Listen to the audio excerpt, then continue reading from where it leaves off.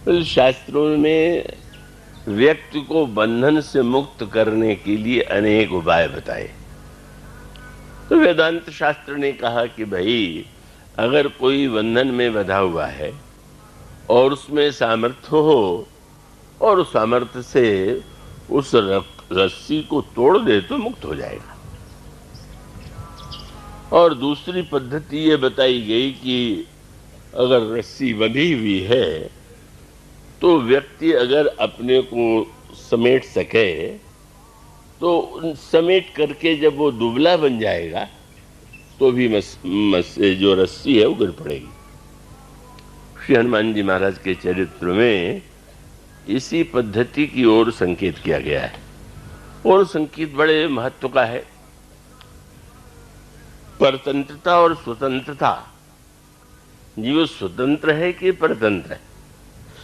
तो परवश जीव स्ववश भगवंता, जीव अनेक एक श्रीकंता। तो श्री हनुमान जी महाराज ने लंका में जो जो दिव्य दर्शन और अनुभव किए, उसमें श्री हनुमान जी ने जब यह प्रसंग आता है कि मेघनाद ने उन्हें नागपाश में बांध लिया, तो उसका तात्पर्य क्या है, उसका अभिप्राय क्या है? कब मेघनाद के लिए क्या यह संभव है क्या कि श्री हनुमान जी को नागपाश में बांध सके? और नागपाश में बंधेंगे क्या? जो शंकर के अवतार हैं वहां तो नाग जो है आभूषण की तरह होते हैं, वो बंधन की तरह तो होते ही नहीं। पर उनका एक विशेष तात्पर्य था। जब श्री हनुमान जी महाराज वृक्ष पर बैठे हुए थे और त्रिजटा ने यह स्वप्न सुनाया कि बंदर लंका में आया हुआ है, लंका जलावेगा, तो श्री हनुमान जी चौंक पड़े। प्रभु ने लंका जलाना है ऐसा तो कोई आदेश दिया नहीं। हाँ, मैं आया हूं ये देख लिया, तो कैसे मैं निर्णय करूं? मुझे जो श्रीमुख से आदेश दिया उसे मैं मानूं कि त्रिजटा के सपने में जो दिखाई दिया उसे मैं मानूं? तो श्री हनुमान जी को एक सूत्र उन्होंने दिया कि जब तक स्वतंत्रता का भान मुझे था, मैंने स्वतंत्रता का सदुपयोग किया।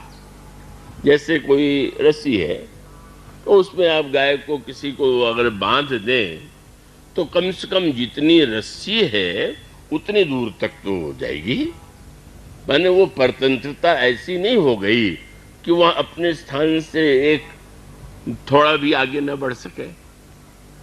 तो श्री हनुमान जी ने इस समय एक बड़ा अनोखा दर्शन चुना और उसका अभिप्राय यह था कि महाराज, अभी तक तो आपने जो आदेश दिया था और उस आदेश का मैंने पालन किया, पर अब एक ऐसा संदेश या ऐसा स्वप्न सुनाई दे रहा है तो मैं निर्णय करने की स्थिति में नहीं हूं।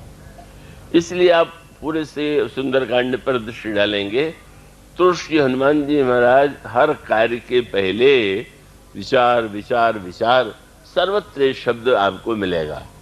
चाहे सुग्रीव ने विलंब किया हो तो भी गोस्वामी जी महाराज कहेंगे यहाँ पवन सुत हृदय विचारा, यहाँ पर भी विचार। और जिस समय बंदर प्यास में मरने लगे तो मन अनुमान कीन हनुमाना, मरे चाहत सब बिनु जल पाना, वहां भी विचार। और सर्वत्र हनुमान जी ने पुर रखवारे देख बहु कपि मन कीन विचार। तो प्रत्येक क्रिया के पहले श्री हनुमान जी विचार करते हैं। और ये बहुत बड़ा सूत्र है कि जब विवेक ईश्वर ने दिया है तो हमारा कर्तव्य है कि हम विचार करें। लेकिन एक स्थिति ऐसी आ जाती है जब विवेक और विचार की सीमाएं समाप्त हो जाती, और वो अवसर कौन सा है? इसका अभिप्राय है कि जहां तक हमें विवेक है वहां तक तो हम विवेक से निर्णय करेंगे। इसलिए जिसने भी श्री हनुमान जी की प्रशंसा किया तो सुरसा ने भी यह कह करके प्रशंसा किया कि सत्य योजन ही आनंद कीन्हा, अति लव रूप पवन सुत लीन्हा, बदन पैठ पुनि बाहर आवा, मांगी विदाता है सुरनावा। और देखी वे बस यही कह दिया कि तुम वस्तुतः बुद्धिमान हो, बड़े बलवान हो। तो इस तरह से सुरसा ने यही कहा कि तुम प्रभु का कार्य अवश्य करोगे। लेकिन अब श्री हनुमान जी के इस चरित्र में आप गुणों की बात पाएंगे। अगर लंका में वो चारों ओर देखते हैं कि राक्षस और विभीषण का घर और मंदिर, तो फिर तुरंत तर्क वितर्क करते हैं कि लंका निष्ठर निकर निवासा, यहाँ कहाँ सज्जन कर बासा। पर एक ही ऐसा कार्य श्री हनुमान जी के द्वारा हुआ जहां गोस्वामी जी महाराज ने विचार शब्द का प्रयोग नहीं किया। सब कार्य में रात्रि में कब में बैठे, बोले फुर रखवारे देखी बहु कपि मन कीन है विचार, अति लघु रूप धरऊं निशी नगर करऊं पैसार। और जब अशोक वाटिका में है तब भी गोस्वामी जी कहते हैं कि हनुमान जी ने अंत में जिस समय वो दृश्य देखा, देख जानकी दीन, तब उन्होंने क्या किया? गोस्वामी जी कहते हैं कि उन्होंने विचार करके कपि करे हृदय विचार, दीन मुद्रिका डारी। तब हर प्रसंग में विचार विचार विचार, इसकी महिमा का वर्णन। और जब सबसे बड़ा जो कार्य है जिसको अद्वितीय माना गया, को उस कार्य के समय विचार किया, ऐसा कोई शब्द आपको नहीं मिलेगा। और वो क्या है? लंका जलाते समय विचार नहीं किया। आपने ध्यान दिया? वहां एक भी शब्द नहीं आता कि हनुमान जी ने लंका जलाने के पहले विचार किया। मुद्रिका डाली तो विचार, विभीषण से परिचय किया तो विचार, प्रवेश किया तो विचार। और जिसके विषय में पूछा गया, करे तुमने कैसे कहू कपि रावण पालित लंका, के विधि देहो दुर्गति बंका। विचार शब्द क्यों नहीं? बोले महाराज जहां तक विचार था मैंने विचार करके देख लिया। अब वो कार्य जब मुझे करना था तो मैंने विचार किया, पर आपको अगर कराना है तो विचार आप करें, मैं क्यों करने लगा? विचार अगर होना है तो आपको होना चाहिए, तो विचार तो आप करेंगे, आपने सोचा होगा। क्योंकि मुझे तो यही सूचना थी कि बस बहु प्रकार सीते ही समुझायो, कई बल विरह वेगी तुम आयो। अब कह रहे हैं कि सपने बारह लंका जारी, बस विचार की सीमा समाप्त, अब कुछ नहीं। अब आप मुझसे अभी तक विचार पूर्वक उस कार्य को जो आपने आदेश में दिया करने की चेष्टा की गई, पर अब वो मेरी सीमा समाप्त है। तो इसीलिए हनुमान जी महाराज अभी तक तो खुले हुए थे, पर रावण की वाटिका में बंद के क्यों गए? बोले अभी तक स्वतंत्र होकर के सारे कार्य किया था। अब त्रिजटा कहती है सपने बंदर लंका में, बंदर से लंका को जला देगा, तो महाराज न तो मैं विचार कर सकता हूं और न मैं स्वतंत्र हूं, मैं तो परतंत्र हूं। स्वतंत्र व्यक्ति कोई कार्य कर सकता है, लेकिन जो परतंत्र है, तो जानबूझ करके गोस्वामी जी महाराज ये कहते हैं कि श्री हनुमान जी ने जब देखा और विचार करके कि अब चलना है रावण की सभा में, तो रावण की सभा में भी जाने की आज्ञा नहीं दी गई। ये नहीं कहा गया था रावण से वार्तालाप करना, तो मानो उत्तर तैयार था। रावण की सभा में किसकी आज्ञा से गए? मैं गया थोड़ी महाराज, मुझे तो बांध के ले जाया गया, मैं क्या कर सकता था? मानो श्री हनुमान जी यह दिखाना चाहते हैं कि मैं तो परवश हूं, और इस परवशता का जो आनंद है, देखिए स्वतंत्रता का भी आनंद है, पर परवशता का आनंद और बड़ा, कि वो सुबह जब हम होंगे तो जितनी सामर्थ्य वो उतनी करेंगे, पर जब हम परवश हो जाते हैं तो फिर तो अपनी कोई सीमा ही नहीं, अपना कोई सामर्थ्य नहीं। इसलिए श्री हनुमान जी अब परवशता का आनंद लेने के लिए ही जानबूझ करके अपने आप को नागपाश में बंधवा लेते, ले जाए गए। और ले जाने के बाद रावण से वार्तालाप हुआ। श्री हनुमान जी ने जिस समय ये आया, रावण ने कहा इस बंदर को मार डालो, तो श्री हनुमान जी अभी तक जो वाटिका में संहार कर रहे थे वो तो अभी कर सकते, लेकिन चुपचाप खड़े, कोई उत्तर नहीं दिया। क्यों? महाराज स्वतंत्र होता तो मैं लड़ता, अब ने मैं बंधन में हूं तो आपको बचाना हो बचावे, नहीं तो ना बचावे। ये आनंद है। बोले अभी तक तो मेरे ऊपर थोड़ा भार था कि तुम्हें अपने को विचार पूर्वक बचाना, महाराज मैं तो बधा हुआ हूं। और तब वो आनंद है जिसको कृपा का आनंद कहते हैं।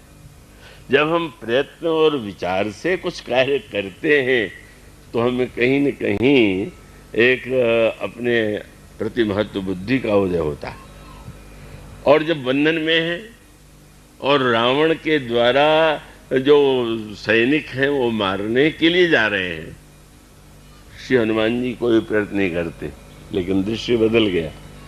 बोले ताही समय विभीषण आवा, आए विभीषण जी, और नाई शीस करी विनय बहुता, नीति विरोधन मारिय दूता।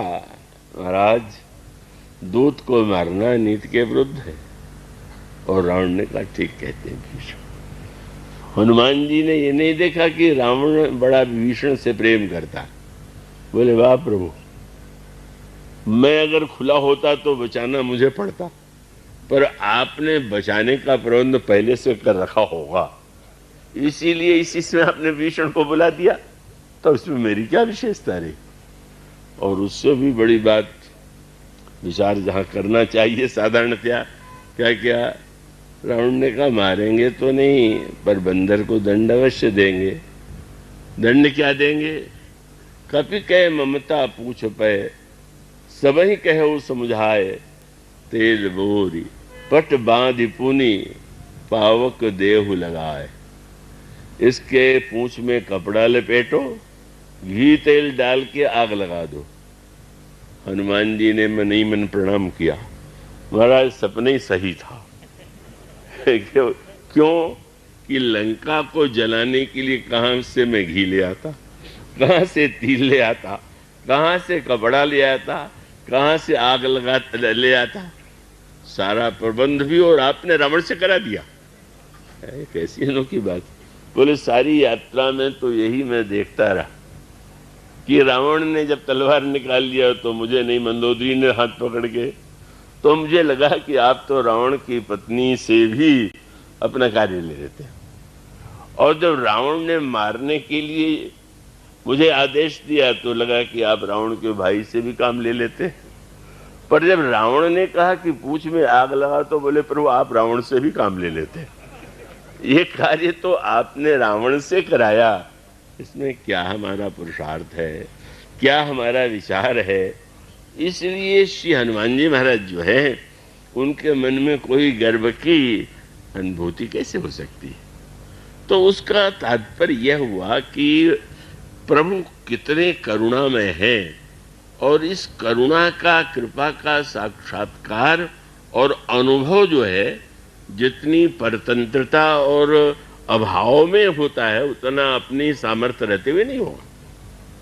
और ये जो एक अनुभूति है का स्वयं अपने आप में गुण का जो अनुभव हो रहा है, सामर्थ्य का जो अनुभव हो रहा है, उसका सदुपयोग करना चाहिए।